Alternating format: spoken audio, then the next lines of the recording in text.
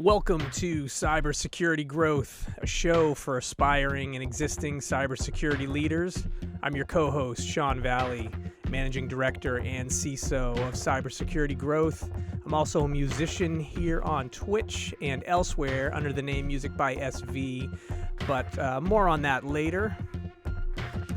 Welcome to episode number 15, Building a SOC. Where do I start? And hello to my co-host, Garrett Gross. Welcome, Garrett.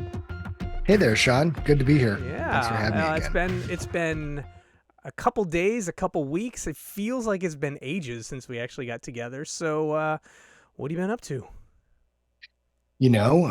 Just working, dadding. Experiencing, trying to deal with this, weather change that we have in Austin. We go from a very brutal winter to a brutal summer with about a week and a half of spring in between. So just kind of dealing with that currently. I'm in the New England area, right? And so in the area of New England, we have all of the seasons. Some might call it 4. I like to call it 12 or so. We have all of the seasons, and we've had all of them recently. One day it'll be 20 degrees, next day it'll be 70, the next day it'll snow, and then we will get floods. So it's fantastic. Welcome to our friends in chat. Good to have you here as well. It's been a few weeks since we were together. We had a show scheduled, and some folks noticed that last minute we had to postpone the show. So if you hear from a cyber nerd saying, I need to postpone the show soon before we are scheduled to go live, there's probably a thing happening that needs to be Usually worked on, and we will get back to you as soon as we can, and we'll just leave it at that. Yep. As is tradition, we will not be going into the thing. No, as maybe 5-10 years from now we'll talk about the thing with some obfuscation of sorts, but that's how it is. Okay, let me do a shout out to some of our new Twitch followers, some of our new YouTube followers since the last time we got together. First, over on the Twitch, we've had some new followers, URSLURS. And I kept looking at this like, are they trying to say URL and they're messing with me? But anyways, welcome. Thank you for the follow. Random Fish followed us. Sakova7, thank you for the follow. Daniel, thank you for the follow. Flickin, thank you for that follow. Hex B Alatrocious. Oh, I love that. Now that I've just said it out loud. Now that I just said it out loud, I love that so much. Lucas Perez, Hasent, and Major Payne, and just love this it. Moment, who's hanging out in chat with us. Rain O. I'm going to say Rain O. I'm probably saying it wrong, but that's what it looks like to my eyes. So welcome, Rain O. Thank you, everybody, for the follows over on the Twitch. And then since last time we get together, a few friends over on YouTube has followed us as well. So again, I don't like to dox everybody on YouTube, but thank you for Tiago, Tupac, and our friend Kalani for joining us over on the YouTube. So welcome, everybody. Nice. Hey, Kalani. Yeah, and we'll get into some of these chat questions that are popping in already. But before we get started, the way we like to start the show here, is we roll out the red carpet for ourselves. We like to ask ourselves a question as we're walking into this great show. Who are you wearing today? And Garrett, I will throw it to you to get us started today. Garrett, who are you wearing today? So now that I expect this, I've actually prepared, and I've doubled up today on my who am I wearing. So I'm doubled up today on one of the coolest organizations in cybersecurity. Let me get in frame here. This is Black Hills Information Security. They're not only just a group of consummate professionals that absolutely know their stuff, some of the nicest people I have ever had the pleasure to work with. In addition to that, they are stalwarts in the community, providing a lot of free, low-cost resources. If you've ever heard of the incident response game Backdoors and Breaches, they started that. You can play the game online. If you find them at a trade show, chances are you can get one of their decks for free. I actually got the chance to produce one of their expansion decks, which is really cool. Wow, and then the other shout out I want to give is John Strand does like pay as much as you want type training, anti-siphon training, if you've ever heard of that. And John is, just one of the nicest people out there. So big shout out to Black Hills Information Security. Nice. And you said, wait, is there something else on the other shirt there? Or is it? Yeah, this is the Rekka hoodie, which in Rekka. in mirrors it says my true intent. But yeah, and then one of my favorite shirts ever. It's a play on the Joy Division shirt, Oh, but that's it's funny. actually Black Hills, Right. South Dakota. It's interesting because the shirt that I was in the process of picking out for today was sponsored by Black Hills. The back side Oh, of the nice. shirt had Black Hills on it. The one I'm wearing may very well have them on it, but I'm not sure at the moment. But I today am wearing the Source Security Conference. So Oh, that's cool. it's a I think their logo used to be another type of conference. So Source Security Conference. I think they had 4 locations around the U.S. Boston being one of them, Seattle being another location, and I forget the other locations where they were. But small hacker con, Yeah. and I was looking at my drawer full of shirts from the several Source Security cons that I'd been to, and the oldest I had was 2011 or 2012, and I kind of somehow the shirt has shrunk. Oh, that's weird. Maybe Yeah, changes in it's shrunk. water mineral Maybe content has shrunk the shirt. I think I'm wearing maybe 2016 or 2017 Oh, today. nice. Yes. Anyways, good. Well, Yeah. as we've always remarked and made fun of ourselves, most of my wardrobe is security vendors. So Nice. Yeah. I've just kind of surrendered to the air at this point. And it's fine. Keeps us clothed. And again, some of them last dozen years, and That's still that's it's still in the right. drawer. There may be significant others in the house who are saying, "How many drawers of security T-shirts do you have?" All of them. All of them, right? All of them. It's the only That's answer. right. Well, hey, that's great. All right, we now know who we're wearing today. It's fantastic. I do not think there's been a repeat yet on this show, and maybe There won't that's the be. ultimate goal, that there's never going to be a repeat. There won't be. I don't think there will be. All right, we have the show broken up into a few segments.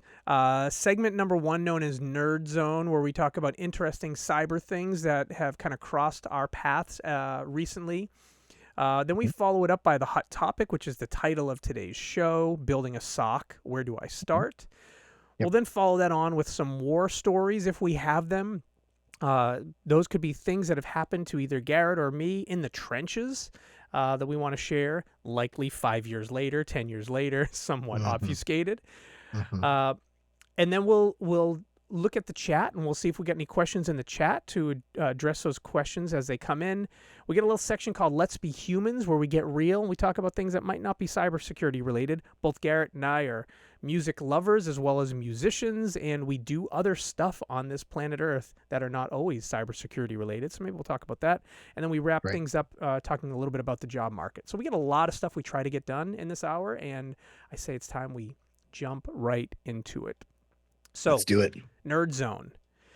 I have been following a story that a lot of people have been following. I think the last time we were together, maybe the last 2 times together we were together, I had a topic in this area called Microsoft. How can we still trust Microsoft?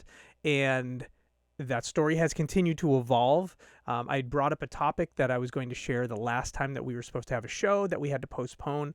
And I thought this might be old news by now, but it is not old news by now. I'm going to Yep. read a couple things just for us to be aware what has happened. So, the Department of Homeland Security, the CSRB, the Cyber Safety Review Board, has issued a critical assessment on Microsoft's security protocols in the wake of the summer 2023 Exchange Online breach, concluding that security failures within Microsoft created the conditions that allowed Chinese state-backed hacking group Storm 0558 to assess sensitive government emails and data. And I read that from CSO Online, who was sharing this. There's another report since then that has come out, but we'll just focus on this one now because I grabbed some notes on it. Garrett, your thoughts on Microsoft security snafus in the news yet again?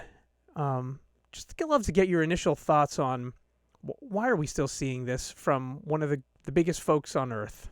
Your thoughts Sure. on this?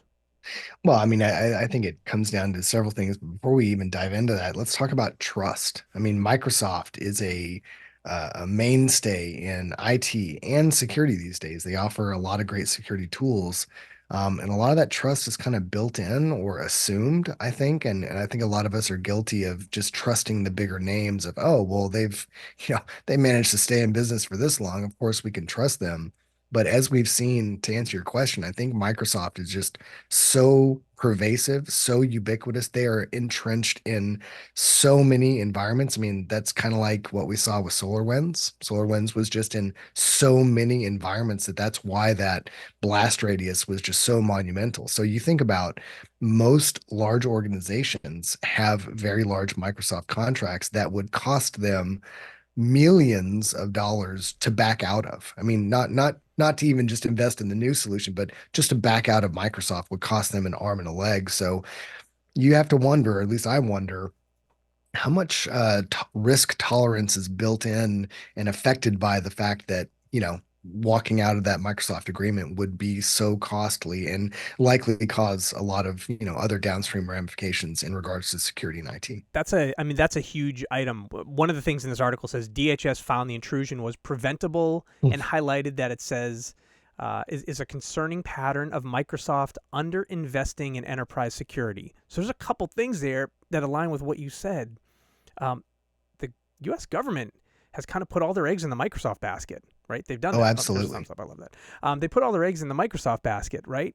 So to your point, getting out of that's not easy. I mean, if they switch out of Microsoft, that means, okay, productivity, we're going to go to Google because there's nothing else you go to, right? It's either Microsoft Right. or Google. Identity, you're either going Microsoft, Okta, or Google. But, Right. There's that big move. And we don't know all the things, but then there's, file shares, you've got SharePoint, and then you've got a few other competitors out there. But And we're not saying those are the only players in the game, but when you no, look at these giant enterprise environments, there are very few vendors that can actually support that large scale, and especially moving data in and out of. So yeah, you're right. There are only a few options. So you're kind of like stuck with what is the least bad option here, and this is pretty damning. The fact that the Department of Homeland Security ruled, or found rather, I shouldn't say ruled, found that this was entirely preventable is just a huge, mark on Microsoft. there's another report, and I might get it for the next time we get together, which is a different attack that impacted Microsoft late last year as well. And the CSRB coming back with their concerns around it. So here's an interesting thing. Is Microsoft going to be punished for these things? In the short term, it's not happening. Would it in Even the if they were, like, would that really have an impact? And I'm not trying to be rude here, but like, what are you going to do to punish Microsoft at this point? the the punishment I see is with their dollars, right? You move from Microsoft to the alternative. Right. Um, Well, it's that trust piece that we talked about earlier. That will be the true impact, is if they continue to do things like this. Like, I noticed in our notes here that they're amending communications after the fact. Like, that's a huge breach of trust. Like, oh well, we're not going to come back and backtrack on any statements. We're just going to change we're what going to we change it. said. We're going to change it. Right. Yeah, I think next time when we get together, this is going to be interesting because we could do an entire show on this topic. Yeah. And the other attacks that have happened and their response to it, and also the realization of Microsoft has recognized the importance of moving all their stuff to the cloud. They've also Yep. recognized the importance of selling cybersecurity solutions. They've also recognized the importance of like upselling their cybersecurity solutions into their productivity and all of their enterprise tools, again, as a revenue generator, but yet at the same time continuing to struggle to protect the own systems that they build and operate Right. themselves. So Well, and as an aside, and I think I've talked about this before, one of the big missteps that I see in a company as large as Microsoft with such a varied portfolio of offerings is they may concentrate in improvements in the individual solutions, yeah, but the interconnectedness and the vulnerabilities and possible other exploits that inconsistencies in configurations between tools present, that's one thing that they fail to miserably at covering. And that's one of the things that we look at is, well, how are the one settings in this tool affecting the other tool? And when those come together, what types of vulnerabilities do those, produce? And that's something that, again, I just don't think they're looking that hard at. and they're everywhere. That's what we're seeing. They're Those everywhere. connections Absolutely. are, thinking if you use Okta for identity, but then behind that you've got all of the Microsoft 365 stuff. Hmm. It sounds Yep. like that would be an easy configuration and connection, and you bring in the right expert, but it actually the systems weren't designed to work that well together, Right. and We there's a lot of gaps. Like we've defined a group in Okta, but that group is actually just mirroring a organizational unit in Active Directory, Entra AD, whatever. It's just mirroring something in AD, and there's a misstep there where there's something gets lost in translation, and that produces the ability to compromise an account If or I'm steal a token or if I'm something going like from that. memory, I think that was how MGM got Hmm. MGM's help desk got hacked. I think it was a combination of an Okta and a Microsoft implementation. Yeah, I think you're right. Um, at least it was at the Okta level. Maybe it wasn't both. Maybe it wasn't both. But anyways, uh, I think we may come back and do an entire show on Microsoft. Yeah, like you Uh, said, we could just drone on about we this all could. day. We could. All right. I think that's good for Nerd Zone for today I think because so. I'm actually really really excited about our hot topic for today. So our hot topic for today, the title is "Building a SOC. Where do I start?" Yep. Why is this extremely exciting to me? Well, both Garrett and me, I, whom, we, us, we've all had to build, we both had to build socks before. Hmm. We've either inherited pieces or we've had to build them from the ground up. And I thought it would be a whole lot of fun for us to get together and learn a little bit together, but share a lot here together. So I Yeah. brought some notes to get us started and some topics, and I thought we could just riff on this for a while.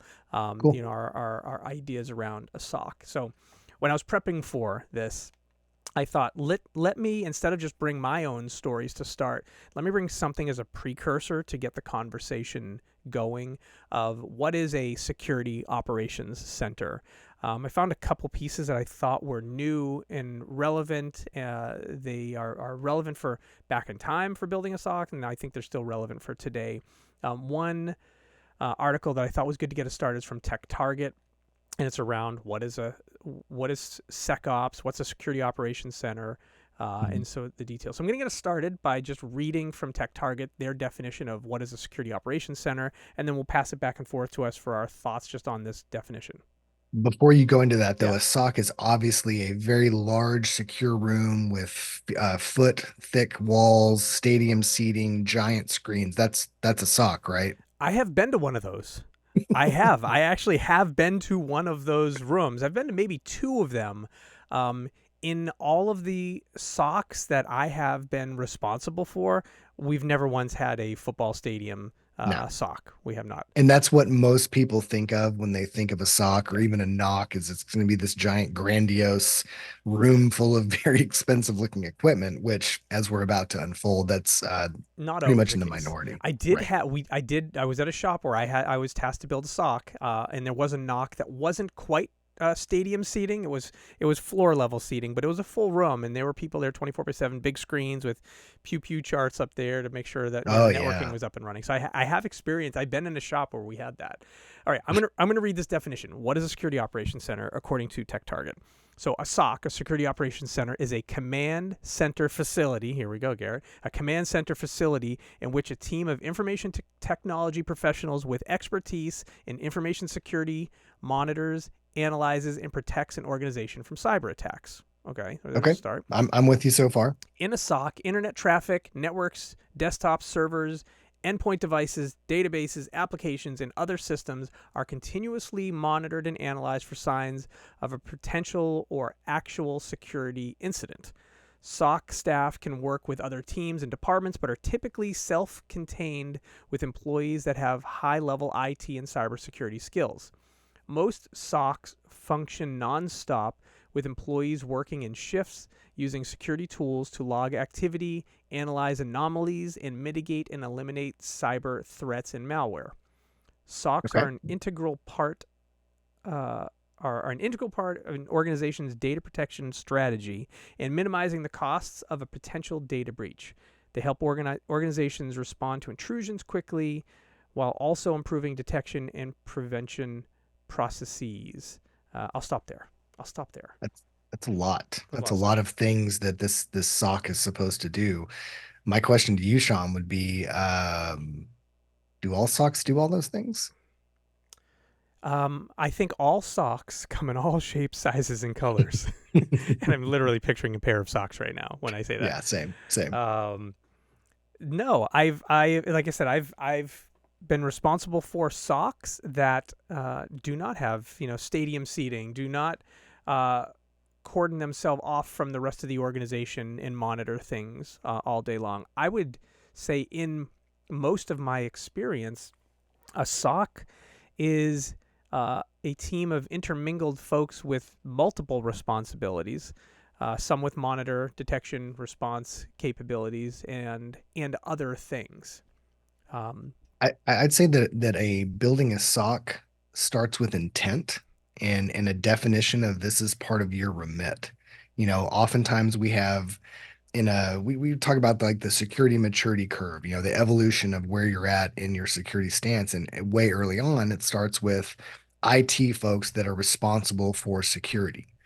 You can still have a SOC function in that, you've got someone who's tasked with incident response. You've got someone who's tasked with, monitoring and reporting out progress and activity and stuff like that. So I guess the point I'm making is it doesn't have to be a full-on immediate investment in a team of 6 people where all they're doing is watching the logs and the alerts and the pew pew maps and then taking action. I think it starts with intent of this is going to be someone's job now. yeah.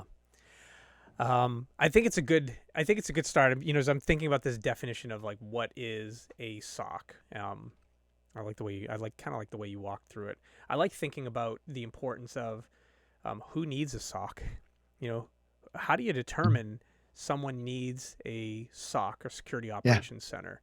Yeah. Um, I would argue that every organization that has a significant, online or electronic presence, which sounds old saying that, but I think that's everyone it's today. everyone, right? I, I think you need security operations functions for sure.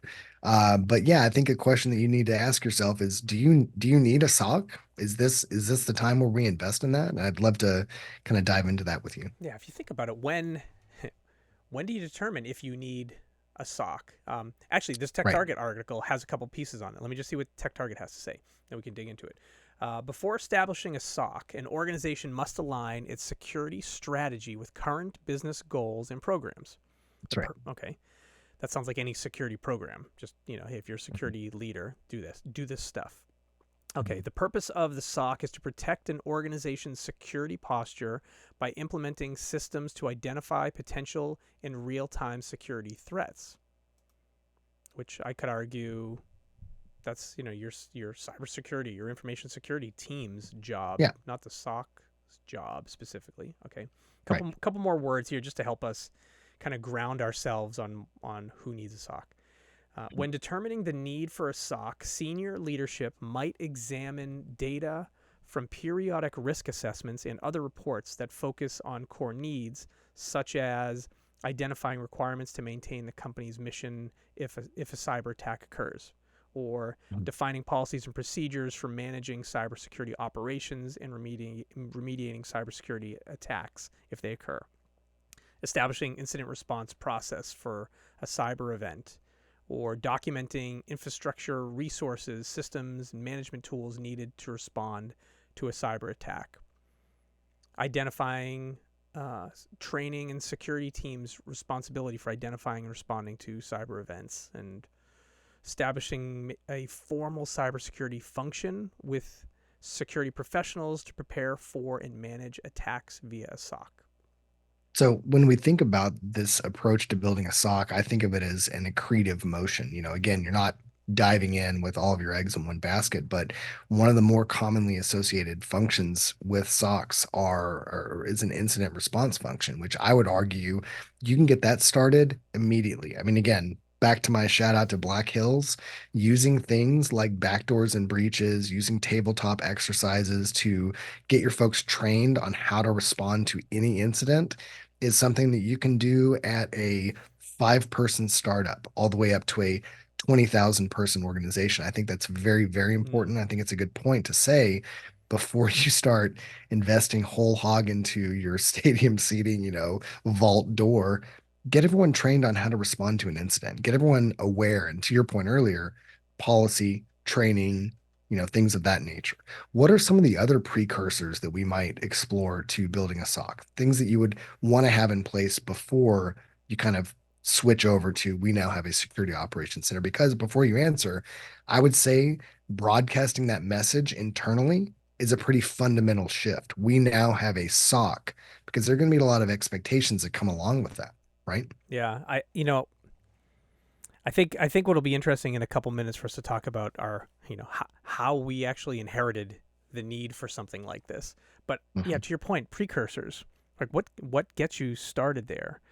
If I think about building out just a information security capability, foundations, security program, key things that I want in place to help protect this organization. Well, endpoint security of some sort.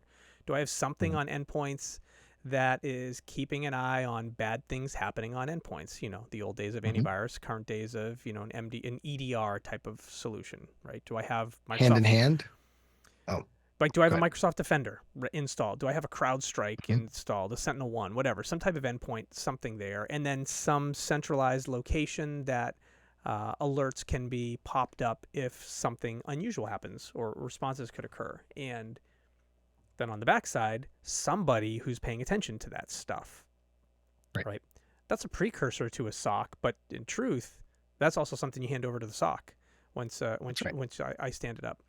Another thing Well, and I is think I was what going to say what goes hand in hand with that is asset discovery, understanding what is out there to manage. And that is not just your machines, that's your user identities, that's the applications that are being used, that's your locations, in addition to all the physical, assets that we're entrusted with. That's actually a good point. I think it's the first item in the Center for Internet Security's, CIS top 20 critical security Yep. controls is, Yep. identify your assets, right? And so identify your assets, find risks and vulnerabilities in your assets, do something about that stuff. Like those are kind of like the That's first right. few steps. Um, that is a first step, knowing what it is you need to protect, and that's kind of what you just said, right? What do we need to protect? Sure, computers, endpoints. What are the applications all around this place? How free do we allow our users of our network? I was going to say employees, but they may not be employees. How free do we allow users of our systems to be able to access our systems? Can they use their own devices to connect to their systems? Do they need do they need company issued devices? Are our users consumers, or are our users like enterprise employees? Right. Are our Well, users, and manufacturing people on a floor and occasionally using a computer? Like it's the world is right. different depending on where you're at. Well, and that's a really good point, is oftentimes we only think of our user identities as employees of the company, but you also have to consider your customers, contractors, guests, and also folks that you do not want accessing the environment. How is that treated? How do we discover that? How do we deal with their access, things of that nature? Again, where we're going with this is these are things you can put in place way before you start thinking of, I need a SOC. Yeah. Even before you start thinking of, I need to build a security operations team, these are things you can even implement in small IT teams as well.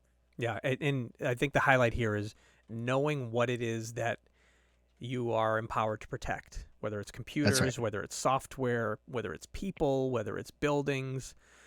Mhm. Um, we can go on and on and on. Knowing what your assets are that are in your Mhm. area of responsibility. And to take from your head the CISO hat and put it on mine, since I have not been a CISO, you always have to remember what are the business goals and how do those align with what you're entrusted to protect? Because if your efforts do not align with business goals, you may realize some success in the future or at the onset of this, but it's quickly going to unravel as you lose support from your partners in the business side of the house. And sometimes that's tricky, right? And the Hmm. important thing is, I'd say any functional team in a company should say, hey, we align with the business goals, whether you're in cybersecurity, IT, HR, finance, Whatever, marketing. anything. We're Hmm. aligning because ultimately if we're talking about a company, right, we're ultimately here to help make this organization successful for its That's goals, right. right? And so That's how do right. we help them? And so, why are we here to begin with? Were we put here? Were we initially put here as a compliance checkbox? Were we initially put here because there was an incident and they realized after the fact, hey, maybe we need to invest in this stuff? Were they put here because someone on the board of directors said, hey, what's your cyber strategy? And people Mm. shrugged and they said, oh, maybe we need to hire somebody, right? So the story can come, the entrance point comes many Right. um, different ways. I was I've been put in place with the specific direction of just make sure our CEO does not have to testify in front of Congress again. Like that is your job to make sure that doesn't happen. Now, imagine the pressure and the seemingly malleable options you have there, but it's a very specific lane that you are That's to a operate that is in. very specific, and I don't know how anybody under that job role could meet that request. I say I understand, I appreciate the request. I don't know how I could meet that request or That's right. guarantee you that I would be able to meet that request. That That's right. it's similar where I've heard stories. What's my goal, and the goal is to that I've heard in the past, which is to ensure we have no breaches. And I said, well, then you've hired the wrong person.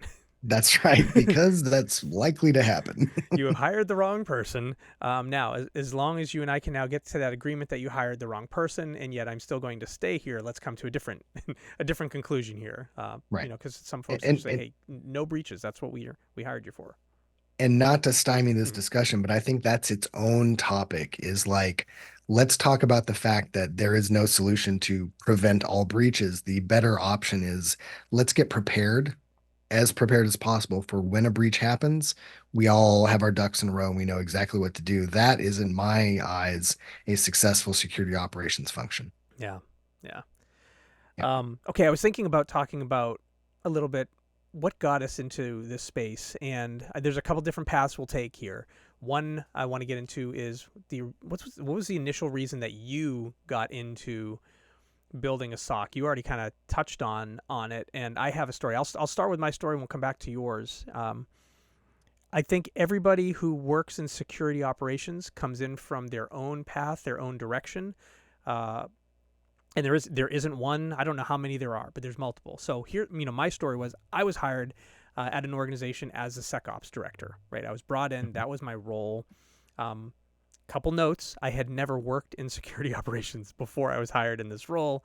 I had worked in information security in multiple capacities, as well as some sort of leadership roles, been in management roles, but I was brought into this organization as a SecOps director, an individual who had known my background, my reputation, had seen some of my work before in other areas, and very important word we talked about earlier, had trusted me, right? So it was someone who I had known in the past, said, hey, this is the role I need to fill, and that's how I got brought into a role. If I look at my background, I worked a little bit in operations earlier in my career, like 14 years earlier. I worked on a couple IT help desks, right? That's kind of how my career started. But in this role here, I was employee number one of the SecOps team. I came on board, and it was all ad hoc, right? There was no process of anything in place. I was reporting directly to the CISO, had two other people and me. And things that I started doing right away: ad hoc vulnerability management. There was not really a vulnerability management story around the servers, the enterprise space, around the endpoint space. So started doing ad hoc vulnerability management. Started doing some ad hoc endpoint security. Understanding where important assets were and saying, hey, do we have visibility into those? Is there something we can do about those? I also had a cloud platform that was in my remit, so had to figure out our own internal cloud platform. So our SaaS products. How do I put monitoring and response in place for these these unique internally developed platforms? And what was occurring when I got into this role was DDoS attacks. I was having the platform that I was empowered. So not the company organization, but the platform that was a business to business platform, but then it was business to consumer platform, was receiving regular DDoS attacks. Like, it was very common, targeted, by the way, in many cases, targeted DDoS attacks, taking down portions of a SaaS platform. So I was like, oh, hey, I've got real work to do here, not just keeping the lights on, making sure we got vulnerability management in place, making sure that our endpoints aren't vulnerable or being attacked, but we have something that's happening. And Yep. in my case, these I had actors who were targeting a consumer-based SaaS platform. They were trying to utilize bots to take advantage of the platform's capabilities. And so I come on board in this new role, start to get familiar, start to meet my peers, start to meet the leaders of the business. I get to know my CISO, got to know my CTO, got to know the chief product officer, and then the teams within them, getting to know the tech ops and the DevOps folks. And I then initially proposed my SOC approach to the CTO. And the the approach was, I need a SIM and I need some people to work on this thing. Like that was kind of like my starting point. And the CTO, I put together I think it was a Google slide deck, and kind of walked him through my business case of what we needed, why, how this would help prevent, or how this would help us better detect attacks and more quickly be able to respond to attacks. The way we were dealing with it now was very ad hoc. It was leveraging there was a NOC team, by the way, at this place. It was leveraging the NOC team's expertise to put in detections using their own NOC, uptime detections of this platform. But what I was trying to do is identify, footprints, fingerprints of attackers, and try to thwart those attacks, and then also put in protections so it wouldn't happen again. So to distill that, your coverage is you're trying to cover a lot of bases at once. You don't have a large team. You've got attacks coming at you from all sides. So your decision here, your approach is I need to force multiply myself. I need to automate. I need to get a lot of detections to come in and produce events so that I'm not having to weed a bunch of, chaff out of the way. You want to get to the point. And yeah, that's it. That's it. And what's funny? Maybe I'll pause here in the story for a minute because I think it aligns with one of the questions you wrote down when we were prepping for this, which is, do I need a SOC? And if so, should it be like in-house? Do we build it ourselves? Do we bring in like an MDR vendor? Do we do some combination of the two? That was the next big spot of this for me, was to determine, do I build or do I buy? Right. And this was a while back. There were MDR players out there, but not quite the world that we have today. And that was something I had to kind of go on my own walkabout and determine a couple key things. And I think this is something that could be real important for us to talk about a little bit, is information security and security operations a core competency of your organization? And it's probably not, unless you're a cybersecurity company. It's probably not, but even then, yeah, that could be questionable as well. Yeah.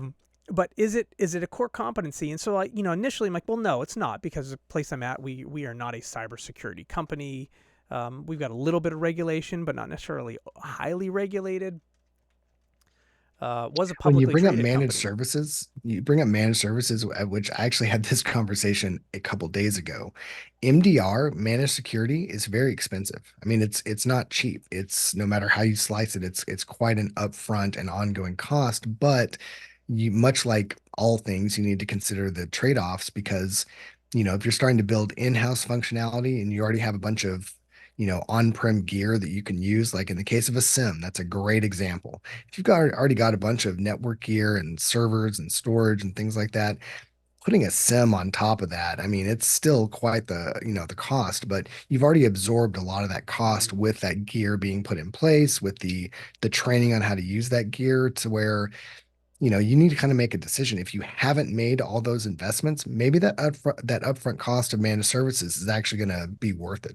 Because again, that's one of my choices, or one of my questions that I put in my head as well. Just like you said, do we buy this? Do we hire a team to help us? Do we go hybrid? What does that look like? Yeah, it's a really good point. And MDR stuff, managed security services, is super expensive. Well, and it can appear super expensive for sure. And you're right. And that's it. The dollar signs for those who hadn't seen it before, there's massive sticker shock to get started. So one of the things that I kind of want to peel back the onion on is, much like you, it's kind of funny, you started to tell your story and I'm like, well, Sean, are you reading my notes? Because it was very similar. But one of the things I really want to hone in on is the conversation that you have with your leaders on well, what is it you actually want me to be doing? Because I will tell you, the last gig that I had, I was brought in to build a SOC. And, that translated to setting up a team, putting in a SIM, putting in, EDR and all those things. But very quickly, I realized that that was not the initial problem to solve because when I walked in, we'll just say that there was some activity and people did not know how to respond to that activity. So very quickly, I ascertained that building a team and putting in a bunch of technology was not going to solve this immediate problem. I needed to train people on how to deal with the problem, how to respond to. So to my point earlier, having an incident response plan can likely be your first step before buying a bunch of stuff and putting in a bunch of teams. Because had we done that first reflexively, and I just kind of took my direction, as gospel, we would have failed miserably and spent a ton of money doing so. So again, that looks really bad on your inability to drive results. And that looks really bad because you just became the giant money pit that everyone thinks that IT and security is. So Yeah. have that conversation. What are we actually here to do? And after you have that conversation, do your research, come up with the findings, and then represent that to your higher ups and say, listen, I know I was hired to come in and, paint the walls blue, but actually what we need first is chairs. I know that's the most Mm. ridiculous example ever, but I'm not going to use, Yeah. Yeah. specific That's good. examples of what I had to do. Yeah. In my case, it was, hey, we're having these attacks regularly.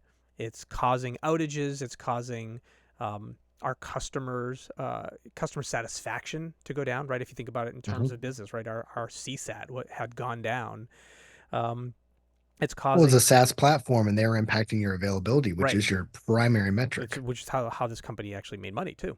That's right. Um, and so the unique thing for me was this company actually had a dedicated NOC, right? Actually had 24/7 people, not SOC, but a NOC, Network Operations Center, monitoring the availability and uptime of this SaaS platform. And they weren't security minded, but again, availability, part of the CIA triad of information security, there was a team dedicated to the availability stuff. They just were, their goal was to say, hey, we've got uptime. How do we always make sure there's uptime? But they weren't thinking about an adversary who is intentionally trying to cause harm, right? And so that's where I come in to say, well, let me just, I'm going to help solve the same availability problem, but look at it from a different perspective. And so, Right. I have that uniqueness, and that was what I would bring to the business leaders, saying, "Hey, you're having customer satisfaction issues. You're having, your network operations folks are being tasked to deal with these recurring availability issues due to attacks. Here's my proposal for a solution." Right. And so my proposal then kind of got us into common things you would see in a in-house built SOC. And so my proposal was focused around not hybrid. I looked down the hybrid path. I looked down the managed detection and response path, outsourcing Mhm. my SOC Yep. path. And I said, we're a technology company first. We have software engineers that build product, and we have operations folks who run the product. It actually kind of makes sense for us to have an internal security operations team in a SOC to go along with that. And that is Yep. not the same answer I would give to more other organizations that I've worked with recently, because they're a very different remit. Yep. So to kind of boil all that down again, just to reiterate it, you need to have a conversation. You need to understand your original goals. You need to ask clarifying questions and not just go straight to the solution. Like, when you mean I need to do this, are you actually meaning this? Well, what about that? And I mean, that's many layers deep. Like, my favorite dish from my most favorite international restaurant, the Outback Steakhouse, the blooming onion, peeling back all those layers. I think that's very, very important to remember. It's not just your job to take your orders and go. You need to put some thought into it. And you really need to distill what is your primary goal here. So Yeah, yeah, yeah. When I had proposed my plan to my CTO initially, I said, okay, here's what we need. We need a SIM, and we need 5 headcount, right? And so that was like my start. Again, first time doing this, and I was that's a like, lot of and money. and, and it was a very big footprint that I had where I was at. So some people who might be listening to the show may say, "Oh, Sim, did you spend 40,000, 100,000?" I was at the seven-figure mark when I started my discussion, because our footprint was very large of the org that I Right. was at, and I said, all right, here's what I need. I need an on-prem SIM. We're talking before SIMs were stable and somewhat reasonable cost in the cloud. They did exist, but they weren't ready for prime time yet. And I need a minimum of minimum of 5 people to run this. So the people argument it actually didn't bat an eyelash too much for my CTO, because we already had a NOC, which had 30 or 30 plus people rotating in on shifts. So basically, I was bringing up an approach of what I want to do is a single location shift-based approach to 24/7 coverage, and this is the absolute basic that I can get us from a Monday through Friday 24/7 coverage, so not full 365. And this will get us started. There'll be one person who will kind of be leading the program. And so what was interesting is I was now taking myself and making myself the full information security leader. Even though I was hired as SecOps, I said, but I'm also responsible for vulnerability management. I'm responsible for endpoint security. I wasn't responsible for GRC, but I was responsible for many other functions of InfoSec that I said, all right, what I'm going to do is bring in a SOC manager and several headcount to go and kind of build this function out. Well, case in point, one of the gigs I had, one of my first things that I said was, yeah, I understand you've asked me to build this SOC and, install this technology. First thing, I need a CISO. I need someone that can come in and define policy so that we can then take action on all these things. Because again, your goals may not align with the business goals, but you need to make sure that they do, and kind of waffling on that, but you need to just understand what is most important to solve whatever goal you've been charged for. It's interesting. It can't just be what they say you to do. Two very different organizations. The place I joined, had a CISO who was there for a year or two, realized, hey, I need someone to run SecOps because I'm too busy working with the business, thinking about strategy to be able to run the day-to-day SecOps. You got brought in to run SecOps, and you're like, hey, I need the, the quote-unquote executive, the security executive, to be able to run the program and the strategy, because ultimately you'll end up being the SecOps leader and also all things InfoSec, which all the efforts that you're trying to put forth in your security operations journey fall apart very quickly when there's no policy to underpin it.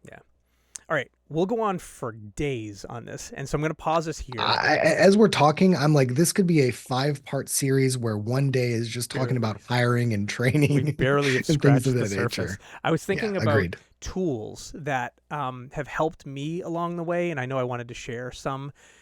This one usually hangs on my book wall behind me, but the topic is books, people, classes. That's the Bible right there. When you're asked to build a, and this is an old version of this book. I'm just holding it here while we talk about it. And for those who are on the audio, I have the MITRE 10 Strategies of a World-Class Cybersecurity Operations Center, written by Carson Zimmerman. I will be a nerd for a second and say, I worked with Carson. I have his signature inside the book here because we worked together. That's pretty nerdy. But it is very nerdy. Very nerdy. But a couple things. I think Carson's now, last I checked, I think he was at maybe Microsoft doing SOC stuff for them. I might be wrong about that. But it's more around the tools, right? How do you, what do you use to get started? I had a book here, and this book was great. It actually showed a bunch of different types of SOCs. Now, it was written by someone who worked more kind of like government networks, enormous networks for building security operations. So, maybe it's not the book that fits for everybody, but I thought it was super helpful. One other thing that I found really helpful in my early days, and remember when we started this discussion, I had never done SecOps work before, but I was hired in as a leader role from someone who trusted that I would figure it out. Fake it till you make it. I had found SANS had had some courses, and they actually had it was more of a conference type focus, the SANS SOC Summit. And what was great about that, I went there, great people talking about SOCs, and what did I do? I built my network by doing that, right? I went to other SecOps people, SecOps people leaders. Network, by the way, people network. Yes, I built that. Thank you, Garrett. I built my network. I met people. because for me, I went into this role as just a tech nerd thinking, I need a SIM. Don't I just buy a SIM and then send all my logs to the SIM? And I'm like, obviously it's a whole lot more than just that. So I read books. I went to events to kind of get started. Garrett, what are some of the things that helped you, like in the early days, saying, what do I do here? Well, you mentioned SANS, and you mentioned CIS earlier, the top 20. Just understanding, what are the things that I can use to affect change with my capabilities. One of the things that I really enjoy, and I'm probably going to get this wrong, but it is the IGs, IG 1, 2, and 3 that SANS put out or CIS put out, I think, they're implementation Right. guidelines. And Yep. what it does is it encapsulates iterative steps that you can take to improve the security of your environment based on the capabilities that you have. And I think that was a very, very valuable resource for me because again, especially when you have a blank check to just do whatever you want, it can be very tempting to just dive right in and get a sim. And as a self-admitted sim nerd, I can tell you that is the worst idea is to Mm-hmm. just go whole hard into a sim. Now, again, managed service of someone else running a sim, that's not a bad first idea, Yeah. or maybe after EDR and things of that nature. But understanding what your capabilities are and kind of, standing on the shoulders of giants using industry documentation and research, I think that's probably one of the most important tools. The other one, and I'm probably going to get some groans from the audience, security awareness training. Just Mm. training your folks on what to do, what to look for, how to spot phishing emails, how to report an incident, or even just the simple fact that, hey, you're not going to get fired for reporting the fact that you clicked on a link. Like we're not going to Oh, so fire you're you talking for about the that. whole company, not just your SecOps I'm people. talking about the Yeah, whole company wide. company. Got it. Absolutely. I think that is one of the most valuable tools in a security operations practitioner's toolkit is the ability and the trust. We keep coming back to trust, the trust that you have to, teach your employee base or your user base, whatever, how to deal with these things, how to report them, what information you're going to expect. Because again, figuring that out or disseminating that or getting people to do that after an incident happens is an absolute nightmare. And it will 100% blow up in your face. All right. Here's our challenge. Garrett, is there one last topic or one last item on this that you'd want to get into today as we both have realized I don't even think we've scratched the surface of No, building a not at SOC, all. but at least we've started the discussion and maybe this will help folks listening to say, hey, maybe we can reach out more for more topics or to dive deeper in certain areas. Anything that you think we should hit on one last time before we move on? I'm just going to reiterate that this security operations center, security in general, is not a one size fits all approach. There are no silver bullets. You need to really do some soul searching, if you will, some hard thinking to understand what are your capabilities, what have you been charged to do, and then what is your plan when this blows up in your face? You need to have a contingency plan. Just be very honest with what you have available and what you're going to do. Don't be afraid to make mistakes, but at the same time, have a plan for when you do make a mistake. I would say that that is my biggest piece of advice here is that it is not a one size fits all approach. Really examine your specific circumstance, which includes historical context as well as future plans as far as where the business wants to go. Are you going to be an on-prem shop forever? Are you moving to the cloud? Or are you in charge of a SaaS platform? These are very, very important things to consider. And again, I think we could go on for hours about that topic alone, but that's a good first step. All right, that's what we'll call it. We'll call it for now. That's our Awesome. hot topic for the week. Good scratching the surface of building a stock. Garrett, thanks for joining me in that. It's been a lot of fun. We've talked about this for years, and I'm glad we've been able to share it a little bit with the podcast. Likewise. We got our call-in section now, and we actually have a question here in the Twitch chat. So I'm going to read it, and we'll Oh, great. just ponder it for a moment. And I think we'll probably bring it into the job market section. So maybe we'll do call-ins in job market together here. Cool. So someone who just joined us in chat had said, I was pondering my career path and figured I'd reach out to someone on Twitch to get their take on cybersecurity, a field that intrigues me. Are you familiar with it? Okay. I have a bunch of questions for you, if that's all right, to get some insights. I don't want to bother you, but I'd love to hear your opinion from your perspective. Which specialization in cybersecurity do you find particularly challenging? So we'll go into our job market section now with this very general question from someone who's curious about getting into cybersecurity. Garrett, where would you Well, start that's a with great this? question, and I will start with clarifying questions. Like, what do we mean by challenging? Is this a challenging job for me or someone else to do? Is this a challenging position to hire for?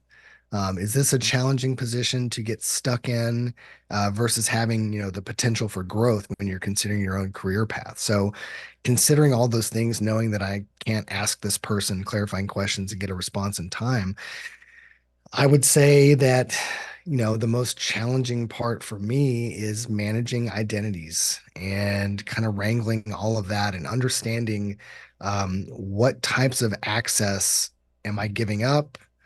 What are my users doing as far as integrating data sets with one another? More specifically, like trying out new, software solutions, and then in the evaluation stage, hooking it up to a GitHub repo or something like that. So keeping track of access and identity management is probably one of the most challenging, but also one of the more lucrative areas that we're seeing these days because no one's attacking the network anymore. I mean, I don't want to say no one because there are known entities that's all they do, but primarily what we see today are compromises of token authentication, using those and combined with things like social engineering to compromise the identity that an organization has, and using the ways that they do not manage identity access against them. I think that is the most challenging thing that we face today.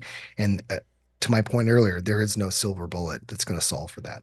That's interesting. I was thinking, how would I answer this question? Because it's so generic, and I don't know if the person's still here in chat, but if I'm thinking most challenging, um, I agree with yours. And I was like, what else could I state that's most challenging? I think like application sprawl in the corporate enterprise space. And I know we've talked about this on previous shows, but it's a reality. We are in a world where you don't just have the 10 pieces of software that the company buys and gives to the employees and say this is all, because again, Mm-mm. we live on the big wide open internet and there's more software being developed on a day-to-day basis, more people saying, hey, there's this tool says AI in it, I want to use it, and Right. finding ways to start using stuff, either plugging it into your corporate environment if your environment's not locked down and allows you to Yeah. like add in components into it, or folks who are maybe not even intentionally going rogue, but still going rogue in a sense and bringing stuff in that has never been vetted, approved, or thought about. So, That's right. to me, that's extremely challenging because I just can't yet figure out how to fully get our arms around it. Well, candidly, for the company that I work for now, that is the problem that we're solving is or trying to solve is application sprawl because much like you said, it's not just, hey, we have control of things that are installed on your machine because like, hey, what is your machine? It's Right. a browser at this point. You could take your laptop and chuck it into a lake and 2 hours later you're back up and running because everything is based on applications. It's no longer stored on the endpoint. So you have to consider things just like you said.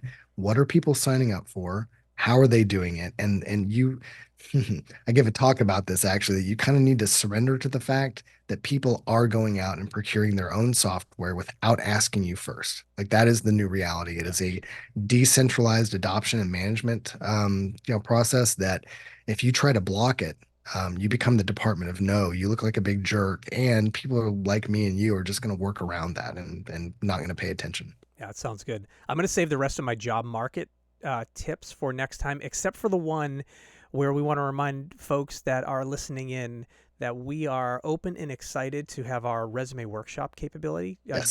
Garrett dropped this idea to us a couple weeks back or a couple shows back, where the idea is we have been employees who have been hired ourselves to jobs, and we've also been hiring managers in cybersecurity roles, and we want to help those folks in the job market trying to determine if they've got the right goods written in the right way to be able to get that right job. So we are Yeah. excited to offer the ability to you send your resume to us, We'll clean it up so it's anonymous and we're not sharing all of your personal details, but we'll give your resume a review as to hiring managers and what we would like, what we like about the resume and what we think should be changed to make it more appealing to get past, HR people or to get into the hiring manager's hands. So That's right. take us up on that resume workshop. Reach out to either of us through Please do.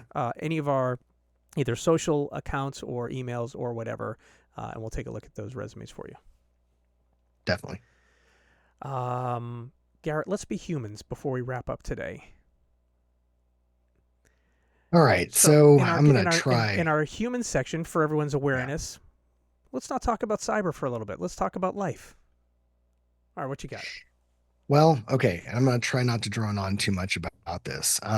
This does relate a little bit to cyber, but one of the things that I kind of, figured out over the past 24 hours, unfortunately, is those of us that are in security or even in IT that understand that, putting all your information out on the internet is a very bad thing. Like I'm never going to get a smart thermostat because I'm afraid that, someone's going to compromise that and see when I'm out of my house every single day. And as a result of that, I have clawed back almost all of my social media presence. The only social media presence I really have, and we joke about this, is LinkedIn. Due to that, and again, not to bring the room down here, I found out that a old friend of mine passed away like a year ago, and I didn't know about it because I'm not on social media. So I guess the lesson here is it's all about balance. It's all about kind of compromise. I don't think that completely removing yourself from the face of the planet from a social media standpoint is a good idea, nor do I think that broadcasting every single time you leave the house and go to the ice cream shop or buy a new thing or go on vacation. I don't think that's a very good idea either. So one of the things that, we don't need to discuss this, but maybe something to think about is where are you in that sliding scale of balance? We talk about this in security a lot. The more you give up for convenience, or the more you give into convenience, the more you're giving up on security. So approach things like this and most things in life with a bit of balance, or at least a consideration of trying to find that center. That's me being human, and for a programmed cyborg, admittedly, it's hard for me to do. So that's all I can give today. And it almost sounds like the cyborg might realize they have feelings too. No, don't say that. My cold heart is starting to warm. Please. Oh my goodness. All right, I'm thinking about my Let's Be Humans section. A couple things. One, I bought my Black Hat tickets for the first time since 2019. I'd gone to Black Hat for several years in a row, and then the pandemic hit, and I haven't been back. But this year, I clicked the button. I bought my expensive tickets. I booked a room, and my plan will be I'll be in Vegas for just Black Hat this year, not the B-sides before it, not the DEF CON after it, but just the Black Hat. Go see some talks, maybe meet up with some new folks, meet up with some old folks. So I'm excited about that. I can neither confirm nor deny that I'll be at Hacker Summer Camp this year. That's good. Mostly because I don't know. Because you don't know. One other thing, I started using a Windows computer as a daily driver like 2 weeks ago. Someone had one of the new, it's not the Surface tablets, but a small form factor Surface laptop at the org that was available. And I said, let me take that. And I thought of something. I used to be a huge Windows fanboy, by the way. I thought Windows 7 was the greatest operating system ever. And I've been using Windows since it was known as DOS. My first operating system was Atari DOS, just to give you a sense of how long I've been going back to the DOS days before there was a Windows. How's that possible? We're both 27, right? Exactly. But I realized something. I somehow retired from Windows a few years back and just had never gone back. And I realized what a miss I'm having. I'm forgetting how to use Windows, and I'm forgetting the strengths and the weaknesses of it. And I'm thinking from a usability perspective, but also cyber, perspective, and realizing how important it is to kind of roll up my sleeves and get back into the operating system that in most places, not necessarily your place or my place, but in most places is the operating system that is most widely used. So rolling up my sleeves. Or the only one available. Or the only one available. So rolling up my sleeves, using Windows 11 for the first time ever as of 2 weeks ago, and realizing that, I did like Windows 7, and this is, a slightly newer version of that with a little bit different level of bloat to it. Pros and cons. Yeah. It's much like we said earlier. Consider what you need to do. Like you would never build a gaming computer, and put Linux on it. I mean, I'm sure there's some Linux fanboys and girls that are now screaming in their chairs, going, "How dare you? It's Especially on totally Twitch. Come on. possible." Yeah, whatever. Come on. Oh my goodness. All right, so there we Cool. go. I think we hit all of our topics today. Went a little bit long, but this has been fantastic. Let's That's start good. to wrap this thing up for this week. Awesome. Want to thank everybody for watching and listening. Thank you. Thank you. Sincerely, your time is very precious. So thank you very We much. appreciate it. So I'm Sean Valley. I'm the creator of the show and the music here on Cybersecurity Growth. You can locate us to learn more about us, but also to share your resumes as well for our resume review section in our job market section. You can reach out to us at cybersecuritygrowth.com. You can find all of these shows at cybersecuritygrowth.com/blog. You can email me, Shawn, SHAWN, at cybersecuritygrowth.com. You can find me on pretty much all of the social places at Sean Valley or at Cybersecurity Growth. Talk about a different level of balance from Garrett. If you like this show, please tell your friends. If you hate it, please tell your adversaries. Please like and subscribe to the show in all the places. Leave 5 stars with a review, something like, "Hey, this show was great. I learned a lot to really help me in my cybersecurity career." Garrett, where can folks find you? Oh, you can find me at the random coffee shop around the corner.